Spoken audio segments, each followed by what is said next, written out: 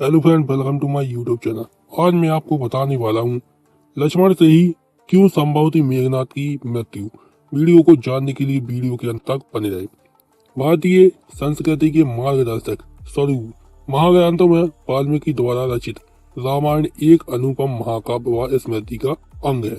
शास्त्रों के अनुसार यह धर्म की विजय अधर्म पर है व धर्म के पुनः स्थापना की गाथा के रूप में वर्णित की गई है। पृथ्वी लोक में श्री राम के रूप में अवतरित श्री हरि विष्णु के जीवन की घटित अनेकों घटनाओं का वर्णन संपूर्ण जगत को सशक्त मार्गदर्शन प्रदान कर एक आदर्श स्थापित करता है, जिसे परिपूर्ण करने हेतु प्रत्येक पात्र व प्रत्येक घटना अहम भूमिका रखती है। जिस प्रकार भगवान श्री राम के आदर्श भारत का त्याग, हनुमान की भक्ति, सीता का पतिव्रता धर्म, रावण का अहंकार, विभीषण का स्वामी के प्रति अनुराग प्रसिद्धि है, इन्हीं के माध्यम लक्ष्मण की भ्रातृ भक्ति व असुर दशराज रावण का पुत्र मेघनाथ अपनी मृत्यु भक्ति हेतु संपूर्ण जगत में अत्यंत लोकप्रिय है। दोनों ही अपनी अनंत शक्ति, समर्पण भाव, त्याग एवं अनुराग के स्वामी थे। इनके अतिरिक्त भी न जाने कितने पात्र हैं जो जगत को कर्म सिखाते हैं।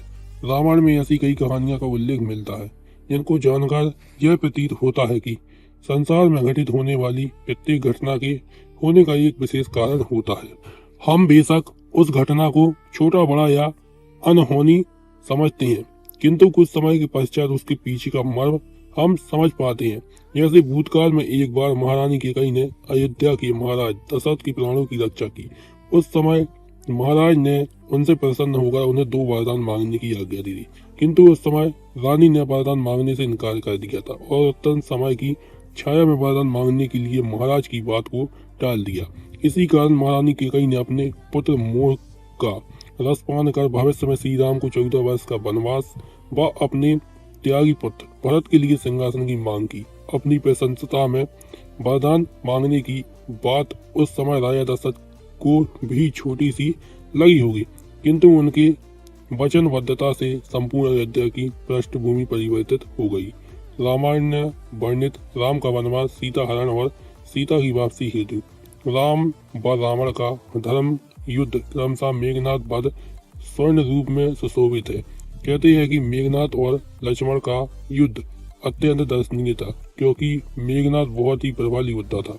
उनके जन्मों उपरांत ही सृष्टि के संपूर्ण मेघों ने रोते हुए एक समान नाद किया था। तत्पश्चात उसका नामकरण मेघनाथ हुआ।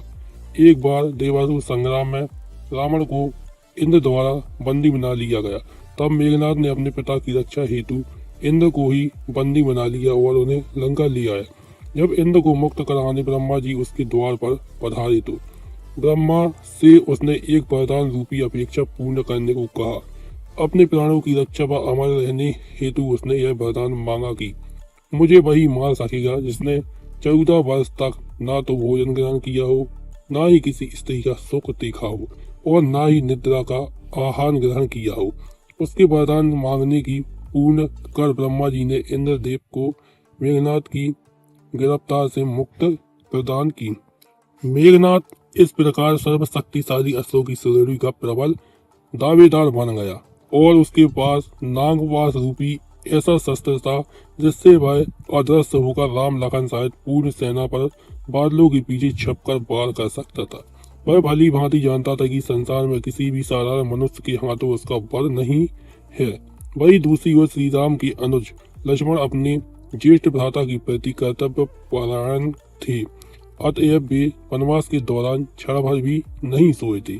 न ही उन्होंने अन्न ग्रहण किया और न ही निंद्रा का सोपान किया। धर्म और अधर्म के बीच युद्ध की समाप्ति के उपरांत भगवान श्री राम के राज्याभिषेक में सम्मिलित अनेक तपस्वी ऋषि मुनि आदि भगवान राम से मिलने व आशीर्वाद देने वहां पर उपस्थित हुए।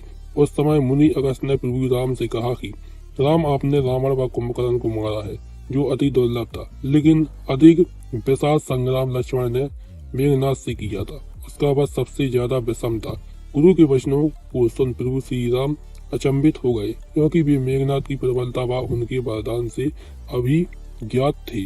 तभी अगस्त मुनि ने उन्हें पूरी बात विस्तार से बताते हुए कहते हैं कि मेघनाथ विश्व का एकमात्र ऐसा योद्धा था जिसके पास समस्त दिव्य शास्त्र थे।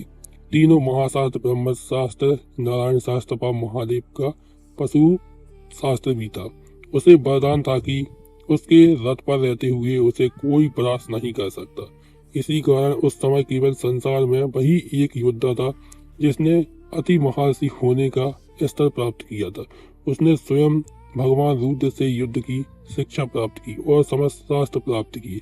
उसकी शिक्षा प्राप्त होते ही रुद्र ने स्वयं ही कहा कि उसे इस संसार में कोई पराजित नहीं कर सकता, किंतु उनका वध केवल लक्ष्मण के हाथों ही संभव था। महर्षि के मुखवाणी से मेघनाथ का ऐसा वर्ण सुन भगवान राम विस्मित रह गए और बोले, लक्ष्मण निसंदेह महाप्रचंड योद्धा है और उसके पास भी विश्व के सारे दिव्यास्त्र थे, किंतु उसे पशु पता शास्त्र का ज्ञान नहीं था जिसका ज्ञान मेघनाथ को था। फिर भी लक्ष्मण किस प्रकार मेघनाथ का वध करने में सफल रहे। आप ऐसा क्यों कह रहे हैं कि केवल लक्ष्मण ही उसका वध कर सकते थे?